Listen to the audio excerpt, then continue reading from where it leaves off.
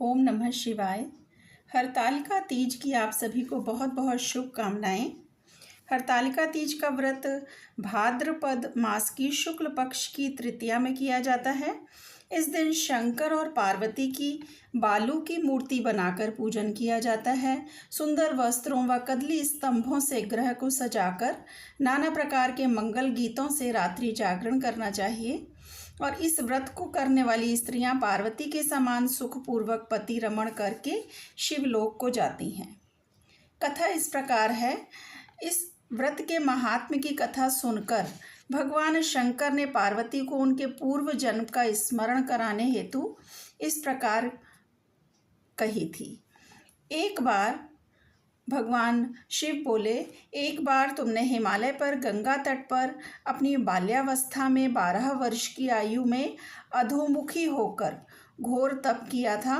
तुम्हारी कठोर तपस्या को देखकर तुम्हारे पिता को बड़ा क्लेश होता था कि एक दिन तुम्हारी तपस्या और तुम्हारे पिता के क्लेश के कारण नारद जी तुम्हारे पिता के पास आए और बोले कि विष्णु भगवान आपकी कन्या से विवाह करना चाहते हैं। उन्होंने इस कार्य हेतु मुझे आपके पास भेजा है। तुम्हारे पिता ने विष्णु जी के प्रस्ताव को सहर्ष स्वीकार कर लिया। इसके बाद नारद जी ने विष्णु जी के पास जाकर कहा कि हिमालय राज अपनी पुत्री सती का विवाह आपसे कराना चाहते हैं। विष्णु जी भी तुमसे विवाह करने को राजी हो गए हैं। तो नारद जी के जाने के बाद तुम्हारे पिता ने तुम्हें बताया कि तुम्हारा विवाह विष्णु जी से तय कर दिया गया है। यह अनहोनी बात सुनकर तुम्हें अत्यंत दुख हुआ और तुम जोर जोर से विलाप करने लगी। एक अंतरंग सखी के द्वारा विलाप का कारण पूछने पर तुमने सारा वृत्तांत सखी को बता दिया। मैं शंकर भगवान से विवाह के लिए कठोर तप कर रही हूँ। उधर हमारे पिता श्री विष्णु जी के साथ मेरा संबंध करना चाहते हैं। क्या तुम मेरी सहायता करोगी? नहीं तो मैं अपने प्राण त्याग दूंगी। तुम्हारी सखी बहुत बड़ी दूरदर्शी थी। वह तुम्हें एक घनघोर जंगल में ले गई। इधर तुम्हारे पिताजी तुम्हें घर में न पाकर बहुत चिंतित हुए।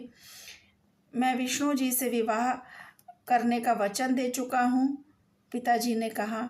वचन भंग की चिंता से वह मूर्छित हो गए। इधर तुम्हारी खोज होती रही और तुम अपनी सहेली के साथ नदी तट पर एक गुफा में मेरी तपस्या कर रही थी।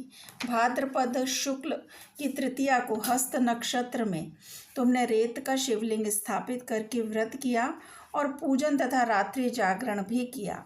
तुम्हारे इस कठिन तप व्रत से मेरा आसन डोलने लगा। मेरी समाधि टूट गई और मैं तुरंत तुम्हारे पास पहुंचा और वर मांगने का आदेश दिया। तुम्हारी मांग तथा इच्छानुसार तुम्हें मुझे अर्धांगिनी के रूप में स्वीकार करना पड़ा। तुम्हें वरदान देकर मैं कैलाश पर्वत पर चला आया। प्रातः होते ही तुमने पूजा की समस्त सामग्री को नदी में प्रवाहित करके अपनी सहेली सहित व्रत का पारण किया। उसी समय तुम्हें खोजते हुए हिमालय राज उस स्थान पर पहुंच गए।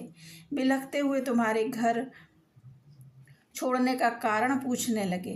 तब तुमने उन्हें बताया कि मैं शंकर भगवान को पति रूप में वर्ण कर चुकी हूँ, परंतु आप मेरा विवाह विष्णु जी से करना चाहते थे, इसलिए मुझे घर छोड़कर आना पड़ा। मैं अब आपके साथ घर इसी शर्त पर चल सकती हूँ कि आप मेरा विवाह विष्णु जी से न करके भगवान शिव से करेंगे।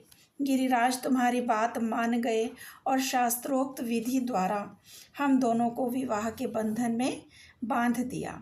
इस व्रत को हरतालिका तीज कहते हैं कि पार्वती की सखी उसे पिता के घर से हर कर घनघोर जंगल में ले गई थी। हरत अर्थात हरण करना और आलिका अर्थात सहेली। हरतालिका शंकर जी ने पार्वती से यह भी बताया कि जो स्त्री इस व्रत को परम श्रद्धा से करेगी उसे तुम्हारे समान ही अचल सुहाग प्राप्त होगा। ओम नमः शिवाय।